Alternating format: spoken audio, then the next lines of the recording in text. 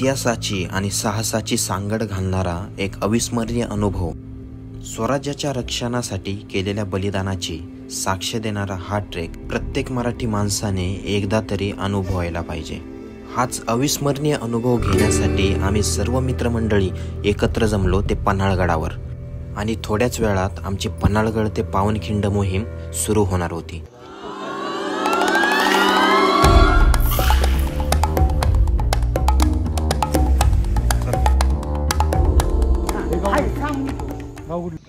तर मंडळी, आता मी पन्हाळगडावरती येऊन पोहोचलेलो आहे आणि आता पन्हाळगडावरनं आम्ही आता विशालगडाचा ट्रेक थोड्याच वेळात चालू करणार आहोत। सोबत सगळे मित्रमंडळी, जवळजवळ आम्ही सात जण आता आम्ही इकडे पन्हाळगडावरती आलेलो आहे। मंडळी, आता आम्ही पावनखिंड्याचा ट्रेक चालू केलेला आहे आणि आता जस्ट आम्ही पन्हाळगडावरून आता पुढे निघालेलो आहे। आता ॲक्च्युली आमच्यासोबत कोणी गाईड नाही आहे, आम्ही सगळे स्वतः गाईड करणार आहोत हा ट्रेक। तर आता बघूया काय आता अनुभव वाटते पुढे रस्त्यामध्ये। आता ज्या काय खानाखुणा दिसणार आहे रस्त्यामध्ये त्या पद्धतीने आम्ही पुढे निघणार आहे। पन्हाळा ते पावनखिंडच्या ट्रेक दरम्यान असे ठिकठिकाणी स्तंभ लावण्यात आलेले आहेत, त्याच्यावरती आपला भगवा झेंडा फडकवला आहे। वाटसरू रस्ता चुकू नये म्हणून हे स्तंभ लावण्यात आलेले आहे। त्या स्तंभांच्या मदतीने आम्ही हा ट्रेक सुरू केला आणि या मार्गाला दुसरं एक नाव आहे, ते म्हणजे राजदिंडीचा मार्ग। तर मंडळी, तुम्ही बघू शकताय आता पन्हाळगडाच्या वरती आम्ही निघालेलो आहे आणि या ठिकाणी असे पोस्टर्स लावलेले आहेत, ज्या ठिकाणी तुम्हाला राजदिंडीचा जो काय मार्ग आहे म्हणजे तो हा मार्ग आहे समोर, त्या मार्गाने आपल्याला पुढे जायचं आहे।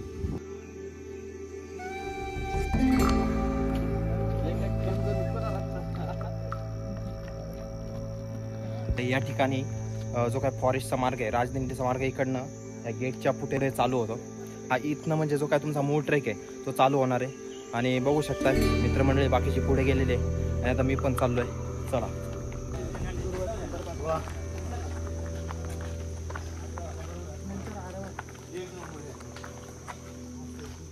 तर या ठिकाणी मित्रांनो हा जो काय रस्ता जातोय पुढे डांबरी रस्ता, इकडनं तुम्हाला राईटला जायचंय, उजव्या हाताला जायचंय। त्याच्यानंतर पुढे गेल्यानंतर हा जो काय राजदिंडीचा मार्ग आहे हा आपल्याला पुढे भेटेल।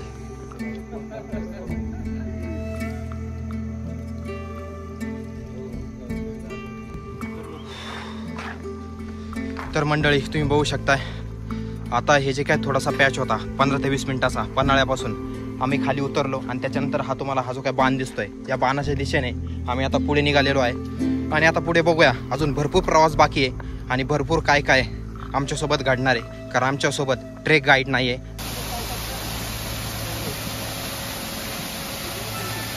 जवळजवळ 1 तासाची ट्रेकिंग झाल्यानंतर आम्ही माळुंगे गावात पोहोचलो। पन्हाळगड सोडल्यानंतर आम्हाला हे पहिलं गाव लागलं, ज्याचं नाव होतं माळुंगे आणि थोड्याच वेळात या ट्रेकचं आकर्षण असणारं मसाईचं पठार इथे आम्ही पोहोचणार होतो।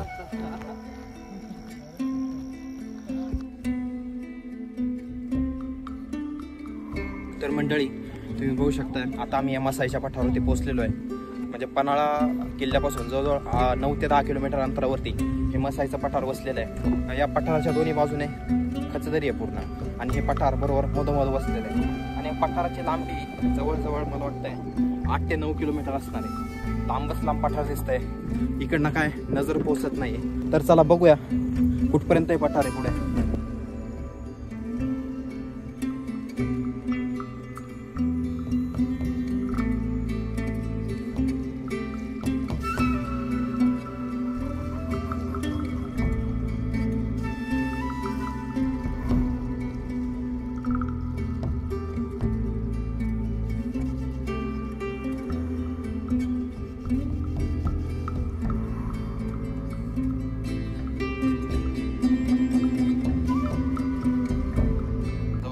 मसाईचं पठार आपण पार केलेलं आहे, कव्हर केलेलं आहे आणि इकडे आल्यानंतर तुम्ही बघू शकता आता ऑक्टोबर महिना चालू आहे, तरी पण महाराष्ट्रामध्ये यावर्षी खूप पाऊस चालू आहे। तसंच आता 3-4 दिवसापूर्वी कोल्हापूर, सोलापूर, सातारा, सांगली किंवा मराठवाडा असेल या भागामध्ये खूप मोठ्या प्रमाणात पाऊस झाला आणि यावर्षी जवळजवळ 5 ते 6 महिने कंटिन्यू पाऊस चालू आहे।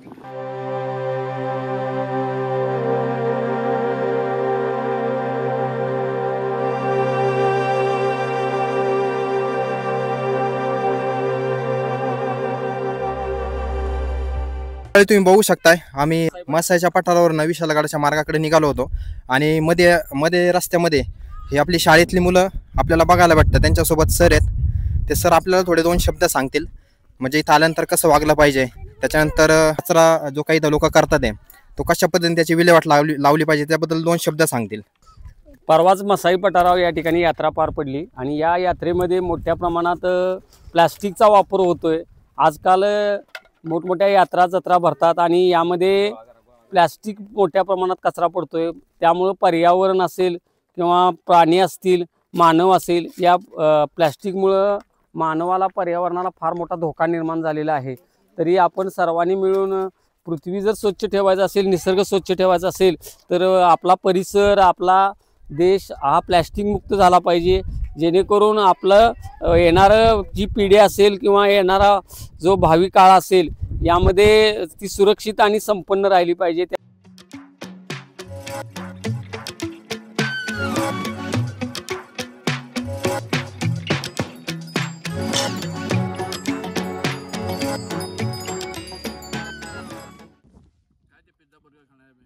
सकाळी आम्ही 9 वाजता ट्रेकिंगला सुरुवात केली होती. सकाळी काय नाश्ता वगैरे काही केला नव्हता आणि एका मित्राने सोबत शेंगदाण्याची मिरची आणि चपाती आणलेली, तर आता ते खाऊन आता आम्ही परत पुढच्या प्रवासाला सुरुवात करतोय. या ठिकाणी मसाईचा पठार या ठिकाणी संपलेलं आहे आणि जवळजवळ आम्ही 11 वाजता चालू केलं होतं. नॉनस्टॉप आम्ही इथपर्यंत 40 ते 42 मिनिटांमध्ये इथे आलेलो. फक्त मध्ये एक 5-6 मिनिटाचा होल्ड घेतलेला, जेणेकरून सोबत जी काही शिजोरी आम्ही घेऊन आलो होतो ती थोडीशी खाल्ली, कारण आम्ही सकाळी नाश्ता केला नव्हता आणि डायरेक्ट आम्ही चढायला सुरुवात केली होती. त्याच्यामुळे बघू शकताय तुम्ही पण, जर नॉर्मल स्पीडमध्ये किंवा मीडियम स्पीडमध्ये जर तुम्ही आलात तर 40 ते 45 मिनिटापर्यंत, पाऊण तासामध्ये तुमचं मसाईचं पठार पार होईल. आणि आता मसाईच्या पठारानंतर आम्ही पुढे खोतवाडी म्हणून गाव लागणार आहे, त्या गावामध्ये आता आम्ही उतरणार आहे. तर तुम्ही बघू शकताय हा जो काय रस्ता आहे, पुन्हा एकदा झाडी झुडपांचा रस्ता पुढे आता आम्हाला लागलेला आहे आणि आता आम्ही तो रस्ता पार करत करत पुढे खोतवाडीमध्ये उतरणार आहे.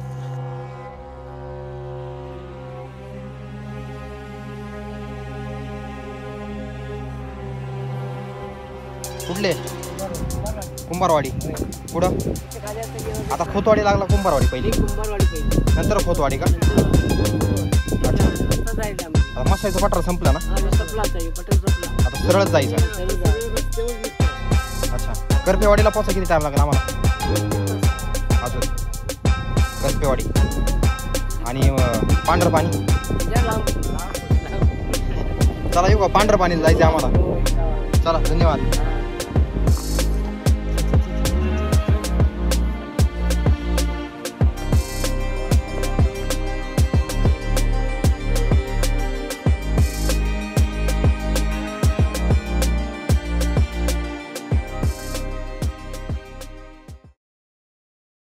तर मंडळी तुम्ही बघू शकताय आता आपण कुंभारवाडीमध्ये आलेलो आहे आणि हा जो काय घाट आहे हा खाली उतरल्यानंतर याच्या लगोलगच हा जो काय रस्ता आहे हा पुढे पकडायचा आहे, तो तुम्हाला पुढच्या खोतवाडीपर्यंत घेऊन जाईल.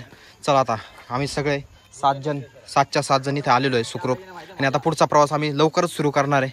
चला. तर मित्रांनो, आता आम्ही खोतवाडीच्या दिशेने निघालेलो आहे आणि आम्हाला रस्त्यामध्ये ही नाचणीची काय शेती आहे, नाचणीची शेती लागलेली आहे. आत्तापर्यंत नाचणीच्या फक्त भाकरी खाल्ल्या होत्या, पण आज नाचणीचं हे जे काय शेत आहे ते आपल्याला बघायला भेटतं आहे. तर तुम्ही कदाचित पाहिलं आहे नाही पाहिलं मला माहीत नाही आहे, पण हे आहे नाचणीचं शेत.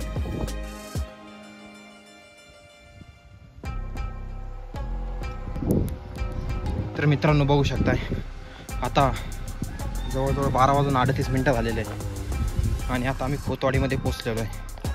तर जवळजवळ सकाळी 9 वाजता ट्रेक चालू केलेला आणि 12:38 म्हणजे जवळजवळ 12:40पर्यंत आम्ही चालत आलेलो आहे एका कॉन्स्टंट स्पीडने आणि खोतवाडीपर्यंत पोचलेलो आहे.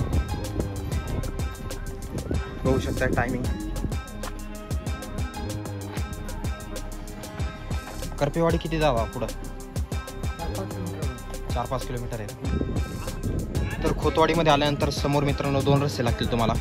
तर ह्या उजव्या अंगाला करपेवाडी आहे, ह्या उजव्या अंगाला तुम्ही यायचं आहे आणि पुढे सरळ चालत जायचं आहे. पुढे गेल्यानंतर वाटलं तर कोणाला तरी विचारा, अजून करपेवाडी पुढे 4-5 किलोमीटर अंतरावरती आहे.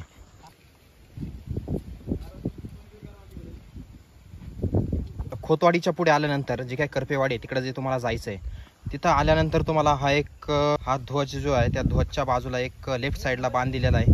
इथं कदाचित तुम्हाला समजणार नाही, कारण इथं कुठलं घरही नाही आहे की ज्यांना आपण विचारू की करपेवाडीकडे कोणता रस्ता जातो. त्याच्यामुळे हा जो काय स्तंभ आहे तो स्तंभ तुम्हाला मदत करेल लेफ्ट साईडला जाण्यासाठी. जो काय डांबरी रस्ता आहे, हा डांबरी रस्ता या ठिकाणी संपलेला आहे आणि आता आम्ही पुढे करपेवाडीच्या दिशेने निघालो आहे. तर हा जो काय डांबरी रस्ता आहे मित्रांनो, हा संपल्यानंतर आपल्याला या ठिकाणी कुठल्याही प्रकारचं चिन्ह नाही आहे. तर हे चिन्ह ॲक्च्युली नाही आहे, पण आपल्याला हा जो काय सरळ रस्ता आहे ना, हा सरळ रस्ता पकडून हा जो काय कच्चा रस्ता लागतो आहे पुढे, हा रस्ता धरून पुढे जायचं आहे. पुढे गेल्यानंतर आपल्याला स्तंभ दिसतील, जे काही चिन्ह आहेत, जे खांब आहेत छोटे छोटे, ते आपल्याला बघायला भेटतील. त्याच्यामुळे इकडे आल्यानंतर तुम्ही कन्फ्यूज होऊ नका. आसपास कोणी असेल तर त्यांना विचारा. एक शेजारच्या ज्या काय शेतीमध्ये एक आजोबा काम करत होते, त्यांना आम्ही विचारलं करपेवाडीचा रस्ता, त्यांनी आम्हाला हा रस्ता सांगितला.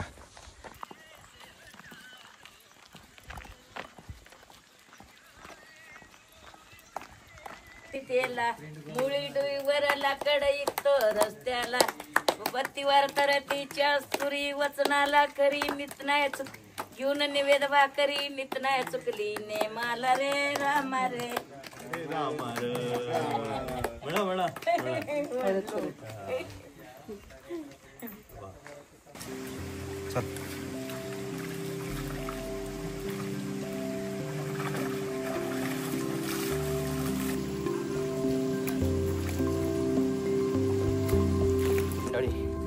आता निलगिरीचं जे काय जंगल आहे ते आता चालू झालेलं आहे.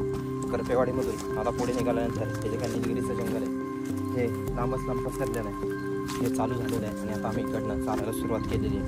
थोडासा मध्ये होल्ड घेतला आम्ही, गुळ आणि शेंगदाणे आणलेले ते खाल्ले आणि आता आम्ही परत पुढच्या प्रवासाला निघालेलो आहे.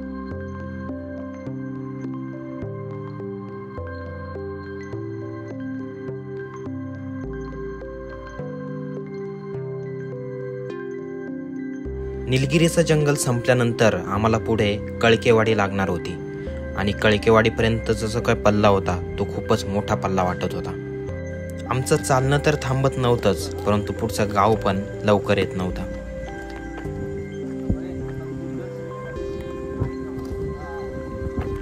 ही कळकेवाडी आहे ना, कळकेवाडी ना. याच्या पुढं कोणतं गाव, याच्या पुढं कोणतं गाव आहे? अच्छा.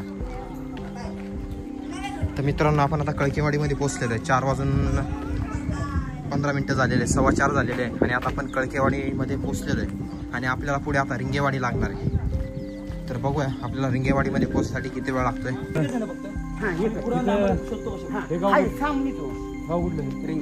पुढचा कोणता? माळेवाडी खाली माळेवाडी जायचं नाही, पाटीवाडी रिंगेवाडी खाली गेले.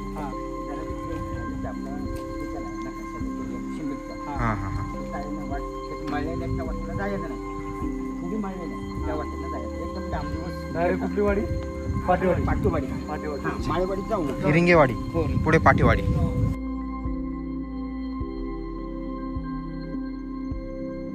तर मंडळी आता संध्याकाळचे 5 वाजलेले आहे आणि आता आम्ही माळेवाडीमध्ये येऊन पोहोचलेलो आहे. आता आम्हाला इकडं पाटेवाडीला पुढे पोहोचायचं आहे. आता पुढे आम्हाला फक्त 3 वाड्या पार करायच्या होत्या. पाटेवाडी, सुकामाचा धनगरवाडा आणि मसवाडा धनगरवाडा. हा पल्ला जवळजवळ 12 किलोमीटर अंतराचा होता. पाटेवाडीच्या दिशेने आम्ही निघालो मात्र खरे, पण पुढचा रस्ता खूपच जोखमीचा वाटत होता. त्यात अंधार पडायला देखील सुरुवात झाली होती आणि एकदा का भयान रात्र झाली तर या अंधारातून हा ट्रेक करणं खूपच अवघड दिसत होतं. अशा वेळी आम्ही पाटेवाडीपर्यंत पोहोचून पांढरपाणीच्या दिशेने जाण्यासाठी एका गाडीची व्यवस्था केली आणि त्या गाडीने आम्ही पांढरपाणीपर्यंत पोहोचलो. अशा वेळेस आम्हाला खरंच ती स्थिती आठवली जेव्हा आपले मावळे राजांना घेऊन विशालगडाकडे निघाले होते. एवढ्या अवघड वाटांनी महाराजांना विशालगडी सुखरूप पोहोचवण्यासाठी आपल्या मावळ्यांनी जीव की प्राण कशा प्रकारे एक केले याचे प्रतिबिंब आम्हाला डोळ्यासमोर दिसू लागले. खरंच सलाम आहे त्यांच्या कार्याला, जिद्दीला आणि त्या चिकाटीला. खरं तर ती एक गोष्ट ज्यामुळे आमचा ट्रेक अपूर्ण राहिला ती म्हणजे वेळ. होय, सकाळी जर आम्ही 2 तास फक्त लवकर निघालो असतो तर कदाचित आज आमचा हा ट्रेक पूर्ण झाला असता. आम्ही पन्हाळगडावरून ट्रेकला 9 वाजता सुरुवात केली होती. तेच जर 7 वाजता सुरुवात केली असती तर आमचा ट्रेक वेळेत संध्याकाळी 7 वाजेपर्यंत पांढरपाणीमध्ये संपला असता. शेवटच्या टप्प्यावरती येऊन ट्रेक अपूर्ण राहिला याची मनामध्ये खंत तर होतीच, पण तितकीच उत्सुकता मनामध्ये होती ती म्हणजे दुसऱ्या दिवशी घोडखिंड म्हणजेच पावनखिंड बघण्याची. तर भेटूयात पुढच्या व्हिडिओमध्ये ज्यात आम्ही पावनखिंडीला भेट देण्यासाठी जाणार आहोत.